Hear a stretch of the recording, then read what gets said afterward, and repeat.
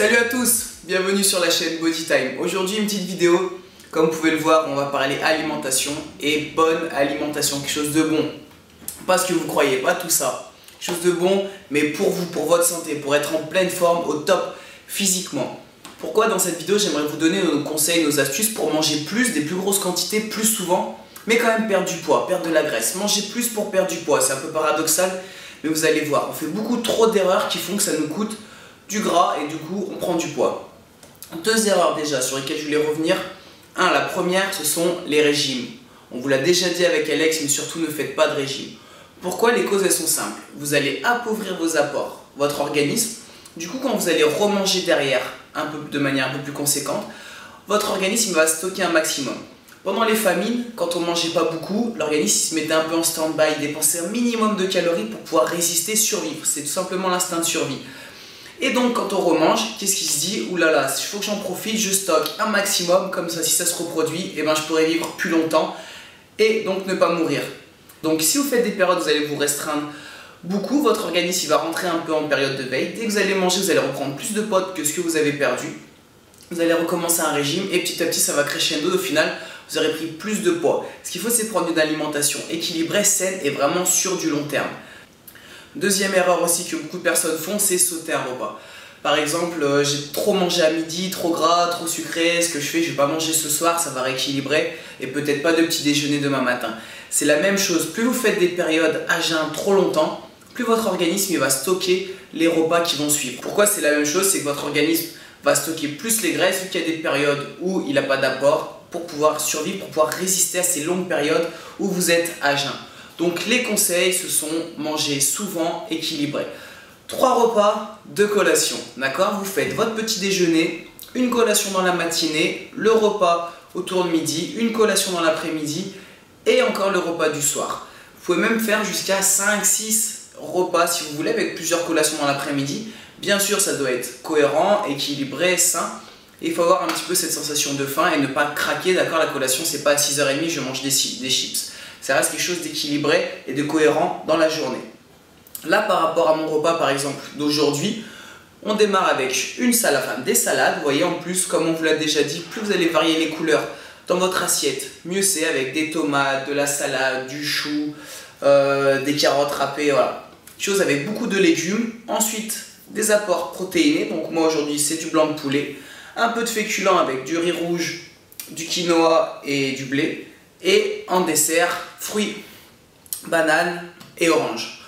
Pourquoi? Parce que ça va vous permettre d'avoir beaucoup de fibres, beaucoup de nutriments. Ce sont des calories ce qu'on appelle pleines, c'est-à-dire que non seulement ça va vous remplir entre guillemets l'estomac, mais en plus vous avez beaucoup de fibres, beaucoup de nutriments qui font que ça va aider votre organisme à être en pleine forme. Par exemple, le jus d'orange, non pas que ce soit mauvais pour la santé, vous pouvez bien sûr en boire, nous parfois on en boit les matins à la place d'un fruit, mais ce qu'il faut savoir c'est qu'un verre de jus d'orange, c'est aussi sucré que si vous mangez une banane et c'est 2 fois plus sucré que si vous mangez une orange. D'accord? Un verre de jus d'orange, 2 fois plus sucré que si vous mangez l'orange en entière. Et en plus, vous n'avez pas les fibres, donc un indice glycémique plus haut. C'est-à-dire qu'un verre de jus d'orange ne va pas forcément vous rassasier si vous aviez faim, alors que manger une orange va plus le faire. Vous pouvez manger 2 oranges pour un verre de jus de fruits. Donc si vraiment vous avez faim et que vous voulez faire une collation par exemple à 10h, mangez 1 à 2 oranges plutôt que de boire un jus de fruits. Donc voilà, pensez vraiment à manger souvent et équilibré. Je ne suis pas en train de vous dire qu'il faut absolument supprimer tous ces aliments qui sont gras et un petit peu sucrés, mais si vous en mangez, soyez conscient que une tartine avec de la pâte à tartiner par exemple au chocolat va vous apporter beaucoup plus de calories que si vous mangez une banane, une orange et un petit peu de pain complet avec un peu de confiture. D'accord? Ça va vraiment être très calorique, en plus ce sera gras et sucré. Et ce sont ce qu'on appelle des calories vides, c'est-à-dire ça ne va pas vous apporter des nutriments bons pour votre organisme. Donc bien sûr vous pouvez en manger, après c'est à prendre avec parcimonie de temps en temps, ne faites pas tous vos goûters avec ça. Quand on vous dit faire une collation, les fruits par exemple sont très bien, des barres de céréales sans sucre sont très bien. Pour choisir des aliments, que ce soit des goûters ou des barres de céréales, pensez à regarder la composition des aliments. C'est-à-dire que le premier aliment qui va être inscrit, c'est celui qui est en plus grande quantité et ça va comme ça décrescendo. Donc si le premier aliment c'est marqué sirop de glucose, sucre, huile, essayez d'éviter ce type d'aliment. Partez plutôt sur des choses, par exemple des barres de céréales, flocons d'avoine, céréales complètes avec peut-être des fruits secs dedans, Voilà, mais quelque chose d'un peu plus sain avec moins de sucre ajouté. Par exemple, si l'on compare deux collations, la première avec du fromage blanc 0% et des céréales. Au muesli, si vous prenez donc les ingrédients, le premier ce sont des céréales, ensuite des fruits avec du raisin, puis des figues, des abricots et on termine avec du pétale de blé. Donc pas de sucre, pas d'huile ajoutée. Donc ça va vous faire une collation, vous pouvez prendre une bonne quantité de fromage blanc plus de céréales sans avoir trop de sucre ni trop de gras. Donc ça va vous rassasier sans avoir d'effet négatif avec des calories pleines et des fibres. A l'inverse, si vous prenez de la pâte à tartiner, les premiers ingrédients ce sont d'abord le sucre et en deuxième l'huile végétale, donc de l'huile de palme. Après vous avez la noisette, du cacao qui est donc également gras et enfin du lait crémé en poudre. Donc avec beaucoup moins de quantité de cette pâte à tartiner et du pain, d'autant plus c'est du pain blanc, vous allez avoir beaucoup plus de calories vides et pourtant vous allez être beaucoup moins rassasié. Par exemple aussi en termes de dessert. Souvent les gens aiment bien prendre un dessert chocolaté, vous savez, c'est une grande marque très connue. Mais il faut savoir qu'un dessert de 125 grammes, c'est à peu près 160 calories.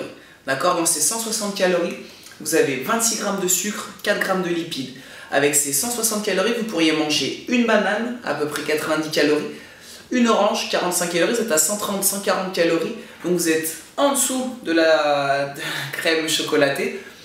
Pourtant, vous avez mangé bien plus en termes de quantité. Donc c'est la même chose tout au long de la journée, d'accord? Répartissez bien vos apports, pensez à manger des choses en quantité, volumineuses, vous ne devez pas avoir faim, donc privilégiez que ce soit les légumes, les fruits, mais évitez tout ce qui va être trop gras, trop sucré et trop calorique. Donc voilà, pour conclure cette vidéo, je vous dirais juste, n'hésitez pas à manger en grosse quantité, mais des aliments sains, équilibrés, donc qui vont vous permettre de vous rassasier, mais de ne pas avoir d'effet trop négatif sur votre santé. Donc privilégiez les fruits, les légumes en grande quantité, vous pouvez pratiquement manger à votre faim dans l'ensemble.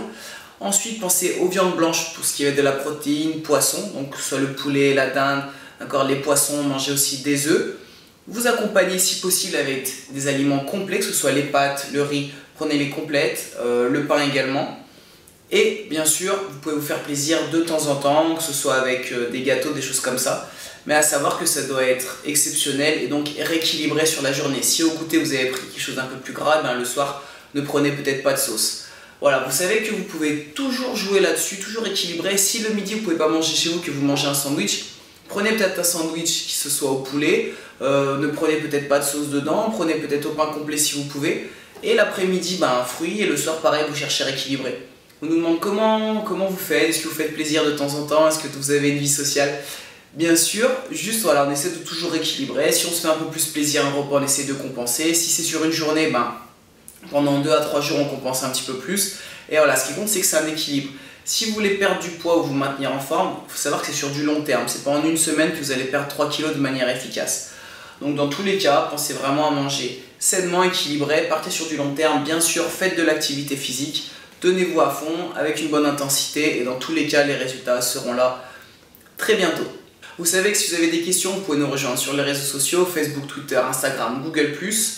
Quant à l'alimentation, on fera d'autres vidéos, notamment sur la pyramide crétoise, pour quel aliment privilégier, également sur le lait aussi, est-ce que c'est bon, est-ce que c'est mauvais, qu'est-ce que nous on en pense réellement. On se dit donc à très vite les amis pour de nouvelles vidéos, que ce soit sportif ou alimentaire, et surtout d'ici là, gardez la pêche!